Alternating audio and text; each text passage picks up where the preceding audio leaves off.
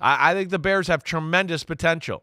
And with Justin Fields, I would think he's going to be the quarterback of the future, but maybe this move itself is a prequel to them showing us that he's not the future, that they might make this number one pick and make it on a quarterback. I don't know where it goes. I wouldn't agree with that either. Again, I think it's all going in this direction, and I'd say watch out for the Bears next year, but it certainly seems like they're not settled on that situation quite yet. Well, and that's the key. You and I both believe they should stick with Justin Fields. Previously, I think it was last week, we heard Matt Eberflus talking about looking at all options, not giving the same kind of clear commitment the Cardinals have given to Kyler Murray. Here's Ryan Poles, GM of the team, regarding the future of Justin Fields, a first-round pick from just a few years ago. I did think Justin got better. I think he can lead this team. But at the same time, there's a unique situation where I have to look, and our staff has to look at everything.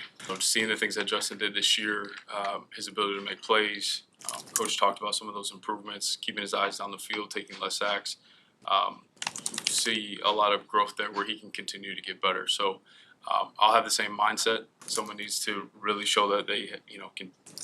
And it's not just the film. Like, I need the person. Is there a world where you can draft a quarterback with the number one pick and keep Justin?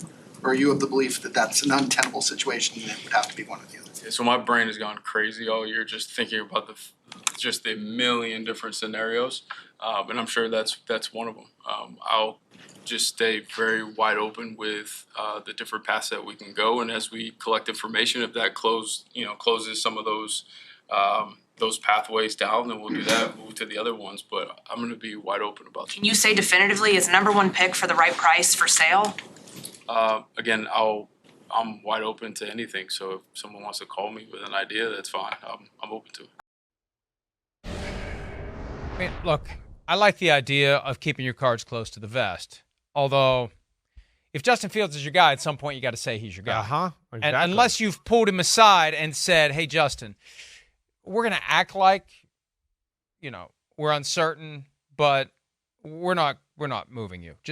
Just keep that to yourself, though. We're trying to get the most we can for the first overall pick in the draft. We're trying to set ourselves up the right way." So if it was a no-brainer, they would say it's a no-brainer. Now, I hope they take this into account.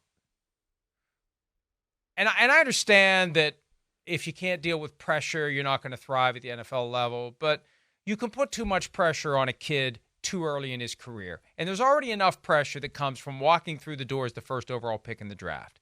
You add to that pressure by, for example, trading from number 9 to number 1 and giving up multiple future first-round picks. You put more pressure on a guy who's never done anything in the NFL. And he's conscious of that. He's feeling that. And then you have an apples-to-apples comparison from him to the guy who went after him.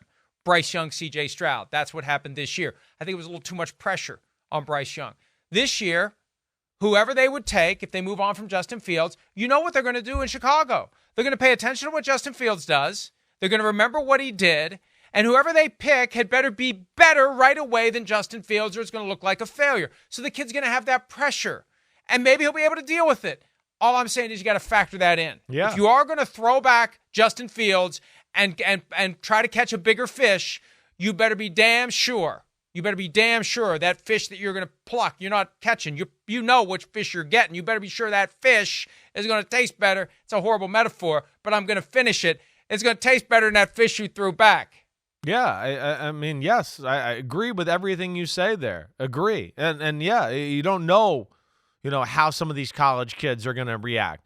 And especially, it's a tough town. It's Chicago. We know it's a strong fan base. They love football. The quarterback thing is under the microscope. Justin Fields has shown he's physically and mentally tough, right? I would stay the course. I would go with it. Build the team. You know what I say. Build the team. Justin Fields has, to me, more raw talent than Jalen Hurts, right? Okay, build the team around him. You might get something better than Jalen Hurts. His arm is stronger. He's way faster. Like, you put him on the Eagles, he'd look a lot different too. So that's where I'm just build the damn team. Stop always looking for, as Wiseman says, diamond in the haystack. Okay, it doesn't always happen. And bottom line, I know we got a break, but bottom line, You take that one lottery ticket where you go all in, and if you parlay that into 5 or 6 or 7 lottery tickets where you can get multiple great players who get you to the point where you have a great team, it is a no-brainer, unless you have a crystal ball that tells you that guy you're drafting is going to be a Hall of Famer. And no one has that crystal ball. If they did, they'd have Hall of Famers every single year. Let's take a break. More PFC Live right after this. Hi, it's Mike Florio. Thanks for watching PFT on YouTube. Hit subscribe for the latest news and analysis from Pro Football Talk.